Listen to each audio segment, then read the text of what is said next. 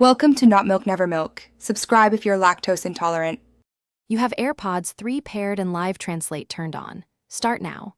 Open the Translate app, choose source and target languages, then put AirPods in and tap the ear icon.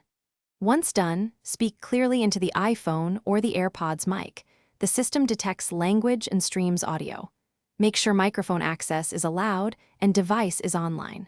You'll see live captions and hear translated audio through the AirPods. This immediate feedback confirms the connection and language selection. Next, fine-tune controls and modes while translating. Tap the microphone icon to switch between continuous listening and push to talk. Continuous is best for fluid dialogue, while tap prevents accidental listens.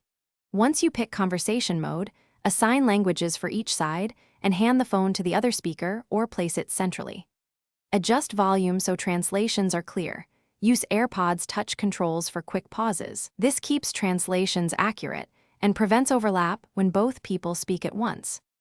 To finish, tap Stop in the Translate app and disconnect the AirPods if you're done. You can save or copy the transcript for later reference and review phrases for accuracy. If translations lag or audio is garbled, first toggle Bluetooth off and on, then reopen Translate. That usually clears handshake problems.